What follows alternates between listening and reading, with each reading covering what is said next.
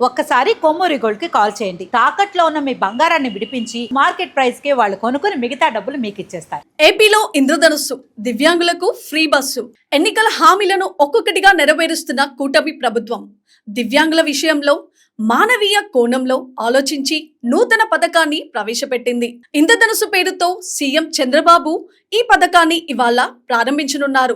సమాజంలో అత్యంత వెనుకబడిన, శారీరక ఇబ్బందులు ఎదుర్కొంటున్న దివ్యాంగులకు 100% రాయితీతో ఉచిత ప్రయాణ సౌకర్యం కల్పించడం ద్వారా వారి జీవితాల్లో కొత్త కాంతులు నింపాలని కూటమి ప్రభుత్వం లక్ష్యంగా పెట్టుకుంది. ఈ పథకం కేవలం ప్రయాణానికే పరిమితం కాకుండా దివ్యాంగుల ఆర్థిక స్వావలంబనకు దారితీసేలా రూపొందించారు. 40% అంతకంటే ఎక్కువ వైకల్యం ఉన్న ప్రతి ఒక్కరూ పల్లె వెలుగు నుంచి మెట్రో ఎక్స్ప్రెస్ వరకు అన్ని సర్వీసుల్లో ఉచితంగా ప్రయాణించవచ్చు. మరీ ముఖ్యంగా తీవ్ర వైకల్యం ఉండి తోడుగా ఎవరైనా రావాల్సి పరిస్థితి ఉంటే ఆ సహాయకుడికి కూడా టికెట్ ధరలో 50% రాయితీ కల్పించడం ద్వారా ప్రభుత్వం మానవీయ కోణాన్ని చాటుకుంది.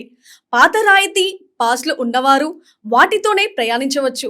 కొత్తవారు సదరం సర్టిఫికేట్ ఆధార్తో సులభంగా పాసులు పొందవచ్చు. ఇప్పటికీ మహిళల కోసం ప్రవేశపెట్టిన స్త్రీ శక్తి పథకం వల్ల ఆర్టీసీ బస్సుల్లో రద్దీ ఊహించని స్థాయిలో పెరిగింది. పల్లె వెలుగు ఎక్స్ప్రెస్ బస్సుల్లో నిలబడటానికే చోటు లేని పరిస్థితి నెలకొన్న తరుణంలో దివ్యాంగులు క్షేమంగా బస్సు ఎక్కడం, వారికి కేటాయించిన సీట్లలో కూర్చోవడం కండక్టర్లకు సవాలుగా మారనుంది. ఈ పథకం ఆశించిన లక్ష్యాన్ని చేరుకోవాలంటే రద్దీకి అనుగుణంగా బస్సుల నిర్వహణలో మార్పులు చేయాల్సిన అవసరం అంతకన్నా ఎక్కువే ఉంది. ప్రజల నుంచి వస్తున్న డిమాండ్ను గుర్తించిన కూటమి ప్రభుత్వం త్వరలోనే ఆర్టీసీ సీట్లను పెంచే దిశగా అడుగులు వేస్తోంది. పాత బస్సుల స్థానంలో కొత్తవి తీసుకురావడం, ట్రిప్పుల సంఖ్యను పెంచడం ద్వారా రద్దీ సమస్యను అధిగమించేందుకు ప్రణాళికను సిద్ధం చేస్తుంది. దివ్యాంగులకు వైద్యం, విద్య, ఉపాధి అవసరాల కోసం ఈ ఇంద్రధనుస్సు ఒక గొప్ప వరమని చెప్పాలి.